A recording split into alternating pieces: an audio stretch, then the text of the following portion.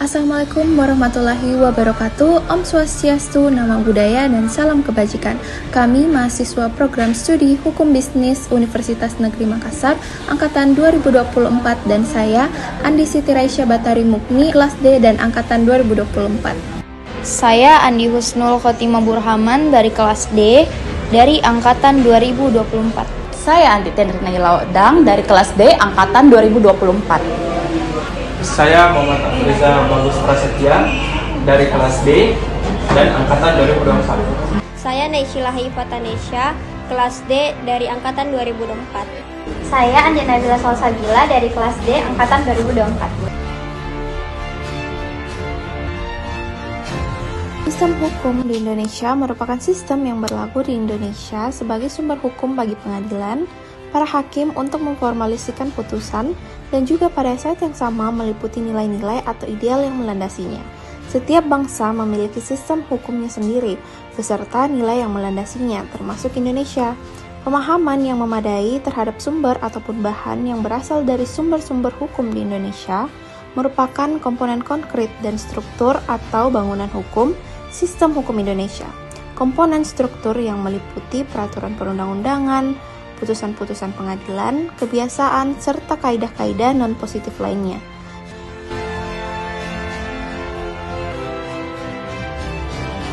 Lawrence M. Friedman adalah seorang ahli hukum terkemuka asal Amerika Serikat yang terkenal dalam bidang sosiologi hukum. Ia menjelaskan bahwa sumber hukum tidak hanya mencakup aturan tertulis, tetapi juga semua elemen yang memengaruhi bagaimana hukum itu diterapkan dalam masyarakat. Pengertian sumber hukum menurut Lawrence M. Friedman, di dalam pandangannya, hukum adalah bagian dari sistem sosial yang mencakup 3 elemen utama. Yang pertama adalah legal substance atau substansi hukum, yaitu aturan, norma atau kaidah yang mengatur perilaku masyarakat. Contohnya ada undang-undang, peraturan pemerintah, dan hukum adat. Nah, yang kedua ada legal structure atau struktur hukum. Nah, yaitu lembaga atau institusi yang bertugas untuk menciptakan, menegakkan, dan mengawasi hukum. Contohnya ada kepolisian, pengadilan, dan kejaksaan. Nah, yang ketiga ada legal culture atau budaya hukum. Nah, di sini yaitu sikap, kepercayaan, dan perilaku masyarakat terhadap hukum. Contohnya kesadaran masyarakat untuk mematuhi kesadaran lalu lintas atau aturan lalu lintas.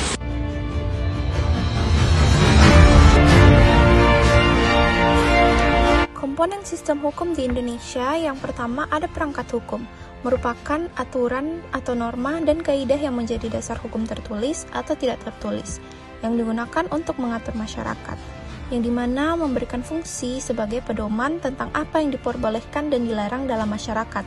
Contohnya ada Undang-Undang Dasar 1945, Undang-Undang Peraturan Daerah dan Hukum Adat. Yang kedua ada kelembagaan hukum, yaitu institusi yang bertugas untuk membuat, menjalankan, dan menegakkan hukum. Nah, lembaga ini merupakan bagian dari struktur hukum, yang dimana berfungsi untuk menjaga agar hukum dapat dijalankan sesuai aturan. Contohnya, kelembagaan hukum di Indonesia itu ada legislatif, eksekutif, yudikatif, dan lembaga penegak hukum lainnya seperti kejaksaan, kepolisian, dan Komisi Pemberantasan Korupsi atau KPK. Nah, yang ketiga ada aparatur hukum, yaitu individu yang bekerja di dalam lembaga hukum untuk menjalankan dan menegakkan aturan hukum, yang memberikan fungsi untuk memastikan pelaksanaan hukum berjalan dengan baik. Contohnya ada hakim, jaksa, polisi, dan pengacara. Nah, yang keempat ada budaya hukum atau legal culture, yaitu sikap, nilai, dan persepsi masyarakat terhadap hukum. Budaya hukum ini mencerminkan sejauh mana masyarakat menghormati dan mematuhi hukum, yang berfungsi untuk membentuk kesadaran hukum masyarakat untuk mendukung pelaksanaannya aturan.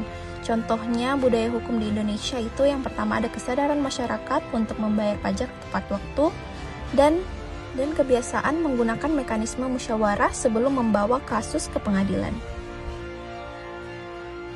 Jadi untuk hukum dan muatan norma dasar yang mengandung keselarasan, keserasian, dan keseimbangan antara kepentingan-kepentingan setiap orang, masyarakat, dan negara harus memiliki sikap pengendalian diri yang utuh dan memiliki 4 komponen pokok, yaitu yang pertama itu perangkat hukum, yang kedua itu kelembagaan hukum, dan yang ketiga itu aparatur hukum, dan yang keempat itu budaya hukum. Sistem hukum Pancasila adalah sistem hukum nasional yang lahir dari cita hukum dan norma dasar Indonesia, mengutamakan keselarasan, keserasian, dan keseimbangan antara kepentingan individu, masyarakat, dan negara. Komponen utamanya yang pertama, ada perangkat hukum, perundang-undangan yang mendukung penyelenggaraan pemerintahan. Yang kedua, kelembagaan hukum, wadah dan mekanisme pelaksanaan, serta koordinasi perangkat hukum. 3. Aparatur hukum, pelaksanaan, penegak, dan pengendalian hukum. Yang keempat, budaya hukum, etos kerja dan moral aparatur hukum. Sistem hukum Pancasila dalam pandangan Ismail Saleh merupakan sistem hukum nasional yang lahir dari cita hukum, norma dasar Negara Republik Indonesia. Cita hukum dan muatan norma dasar yang mengandung keselarasan, keserasian, dan keseimbangan antara kepentingan-kepentingan setiap orang, masyarakat, dan negara. Pelaksanaannya memiliki 4 komponen. Yang pertama, perangkat hukum. Yang kedua, kelembagaan hukum. Yang ketiga, aparatur hukum. Dan yang keempat, budaya hukum. Pasca keadilan 1945, setelah Indonesia merdeka pada tahun 1945, terbentuklah suatu hukum yang sesuai dengan ideologi dan kebutuhan nasional. Proses ini diawali dengan pengusahaan Undang-Undang Dasar 1945 sebagai dasar negara yang mengatur hak asasi manusia, demokrasi, dan prinsip keadilan. Unsur-unsur hukum positif di Indonesia merujuk pada komponen-komponen yang membentuk sistem hukum yang berlaku di Indonesia. Hukum positif Indonesia adalah hukum yang berlaku saat ini di negara Indonesia, yang terdiri dari peraturan-peraturan yang disusun oleh lembaga yang berwenang seperti undang-undang, peraturan pemerintah, peraturan daerah, dan ketetapan lainnya. Peraturan perundang-undangan atau legislasi merupakan sumber hukum utama yang ada di Indonesia, yang mencakup yang pertama adalah Undang-Undang Dasar 1945 sebagai dasar hukum tertinggi, yang kedua ada undang-undang, yang ketiga ada peraturan pemerintah, dan yang keempat ada peraturan presiden atau perpres, yang kelima peraturan daerah atau perda, dan yang keenam peraturan menteri atau permen. Nah, yang kedua ada kebiasaan atau adat atau hukum adat. Meskipun hukum tertulis lebih diutamakan, kebiasaan atau adat yang berlaku dalam masyarakat juga merupakan unsur hukum positif, asalkan tidak bertentangan dengan undang-undang yang lebih tinggi dan dapat diterima oleh hukum negara.